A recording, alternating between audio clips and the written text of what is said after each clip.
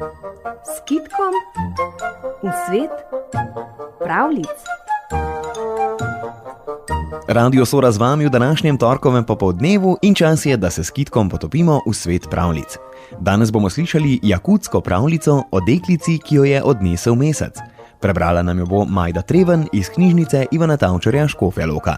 Nekoč je živela jakutska deklica, ki sta ji umrla mati in oče.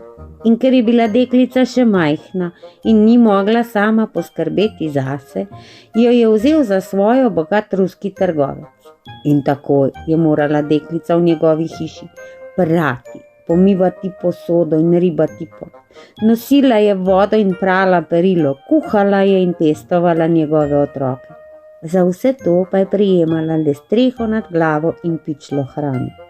Nihče se ni zmenil, da je še otrok, pa mora delati več kot odrasli. Niti trenutka ni imela zase, da bi se smela odpočiti ali se poigrati z drugimi otroki. Trgovec je bil hudoben, a njegova žena še bolj.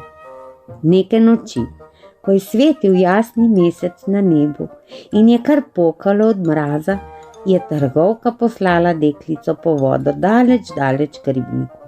Deklico je zeblo, toda vzela je vedro, sekiro in šla.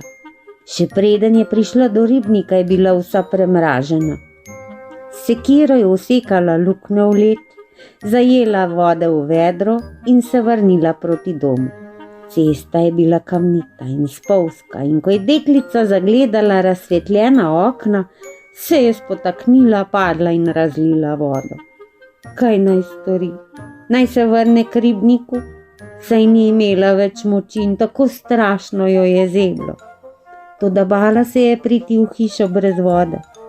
Žalostna je stala deklica v vetru in mrazu s praznim vedrom in gledala, kako plava po nebu svetli mesec. Zaklicala je: "Svetli mesec, vidiš mojo nesrečo in se ne zganeš, pomagaj mi vendar, vzemi me od tod, kjer sta tema in mraz in hudobni trgovec in še zlobnejša njegova žena. Vzemi me k sebi na modro nebo." Ko je mesec to slišal, se je spustil na zemljo in se spremenil v prekrasnega srebrnega mladeniča. Tedaj pa je to videl mesečev starejši brat Sonce in se je tudi spustil on na zemljo ter se spremenil v prekrasnega zlatega mladeniča. In rekel svojemu bratu Mesecu: "Bratec, prišel sem po to deklico, ki je ni zanjo srečen na zemlji in hoče na nebo. Starejši sem kot ti, zato mi jo moraš odstopiti." Toda Mesec je odgovoril: "Brat, starejši si, toda noč je in po noči vladam jaz. Mene je deklica klicala na pomoč, zato jo bom jaz vzel k sebi na nebo."